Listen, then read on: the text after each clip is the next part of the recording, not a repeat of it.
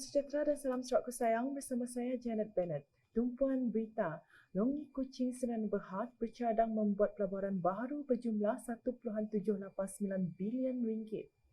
Perkara ini dimaklumkan Ketua Pegawai Eksekutif Longi Kuching Sdn Bhd, Ngeng Si Jin, selepas memberi taklimat kepada Timbalan Ketua Menteri, Menteri Kedua, Sumber Asli dan Pembangunan Bandar, Menteri Perdagangan Antarabangsa, Industri dan Pelaburan, Datuk Amar Awang Tengah Aliasan secara maya pada Jumaat.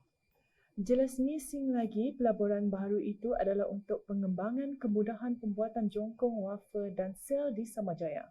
Setelah siap pada suku ketiga 2022, Longi akan memerlukan tambahan sebanyak 1,730 pekerja. Longi adalah salah satu pemain solar global terkemuka dari China dan pembesaran pelaburan itu menjadikan Longi Kuching sebagai pengeluar jongkong solar, wafer dan sel terbesar di Malaysia. Longi Kuching memulakan operasinya pada 2016 dan telah melabur sebanyak 2.1 bilion ringgit di Sarawak.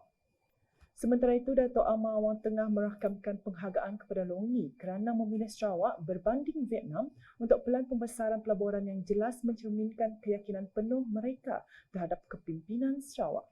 Pelaburan daripada Longi dan syarikat multinasional lain di Sarawak telah mewujudkan banyak peluang perniagaan dan pekerjaan serta kesan penggandaan positif yang memberi manfaat kepada ekonomi tempatan.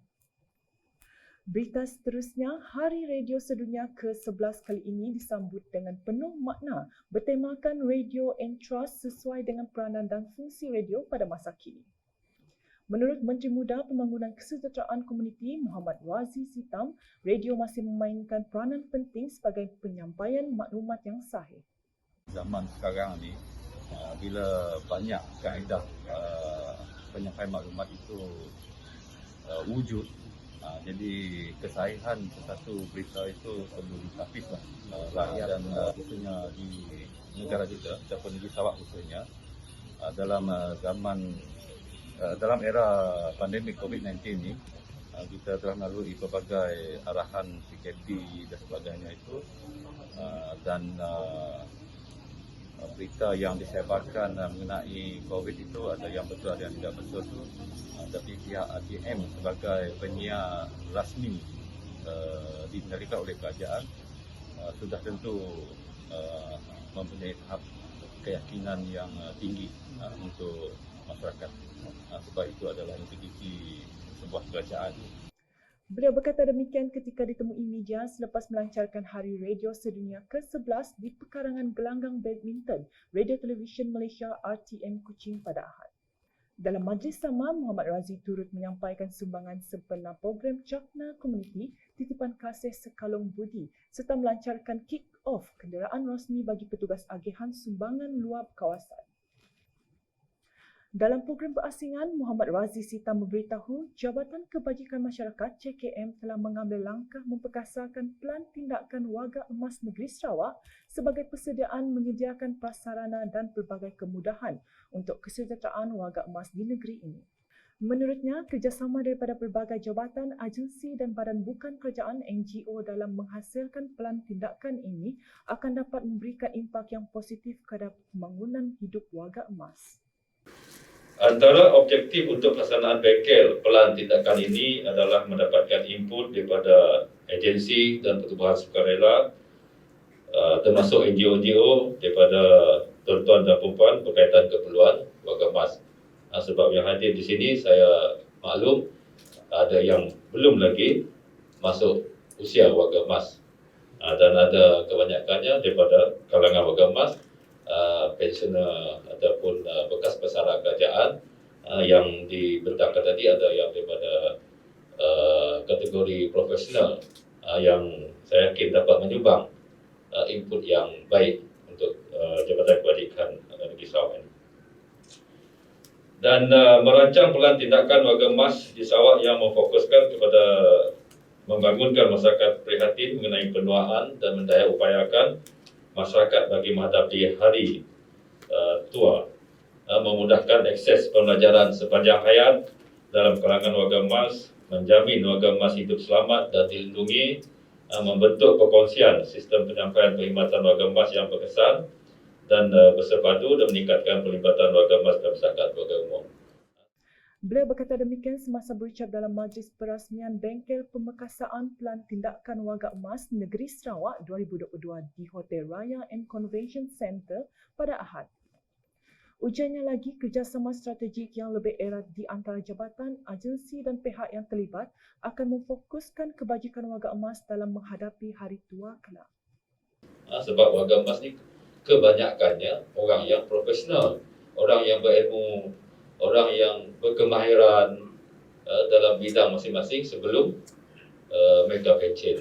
Sayang, kemahiran yang ada ini, pengalaman yang ada ini kita tidak perkuatkan dan beri manfaat kepada masyarakat kita. Mereka juga boleh jadi jurulatih peringkat lokal course. Sebab kita dah ada course amazing, kita kembangkan lagi course amazing kita ni di peringkat bawah kita, di peringkat daerah dan sebagainya.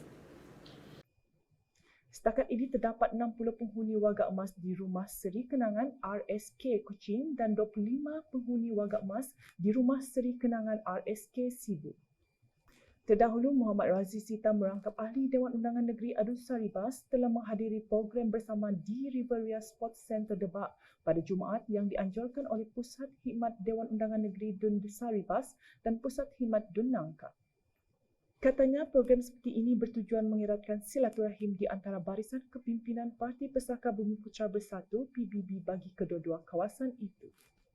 Beliau turut mengucapkan tahniah kepada barisan jentera PBB Dun Nangka kerana telah mendapat kemenangan yang sangat selesa pada pilihan raya negeri ke-12 PRN 12 Sarawak yang lepas sekaligus mendapat sokongan daripada pucuk pimpinan parti dalam menjadi ahli Kabinet Negeri Sarawak.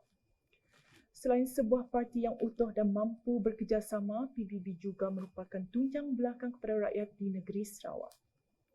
Berita selanjutnya, Pengerusi Tabung Ekonomi Gagasan Anak Sarawak Tegas, Datuk Len Talef Saleh mengalu-alukan kerjasama dengan Yayasan MyPortugi Malaysia. Menurutnya, kerjasama serta inisiatif-inisiatif ini akan dapat memberi manfaat kepada anak-anak muda di Sarawak. Datuk Len menjelas demikian di Facebook rasminya bagi mengulas lawatan pengerusi Yayasan MyPortugi Malaysia, Senator Jaziri Al-Kaf Sufian ke Tegas Digital Village TDV baru-baru ini. Dalam pada itu, lawatan kujar rasmi tersebut bertujuan mendapatkan maklumat dan kerjasama yang boleh dibuat pada masa akan datang dalam memperkasakan golongan belia di Sarawak. Selain itu, rombongan telah diberikan taklimat oleh Pengurus Besar TGV, Mansur Hayat Khan, mengenai perkembangan dan kemudahan yang tersedia di TGV. Berita berikutnya, para pelajar lepasan Sijil Pelajaran Malaysia SPM digalakkan untuk mengambil kursus berkaitan kemahiran dan teknikal. Duta Khas Perdana Menteri ke Asia Timur, Jepun, Korea Selatan dan Taiwan merangkap ahli Parlimen Serian Datuk Seri Richard Riyad Jaim berkata ramai masih tidak menyedari bahawa bidang teknikal menyediakan peluang pekerjaan yang menawarkan gaji yang agak lumayan.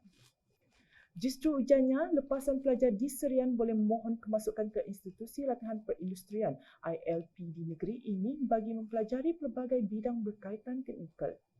Beliau berkata demikian semasa majlis penyampaian insentif layak sijil percubaan SPM 2021 dan muafakat ibu bapa di Kampung Pichin pada Sabtu. Sementara itu, beliau memberitahu di Sarawak terdapat 3 ILP iaitu di Semarahan, Miri dan terbaharu masih di peringkat pembinaan iaitu ILP Serian.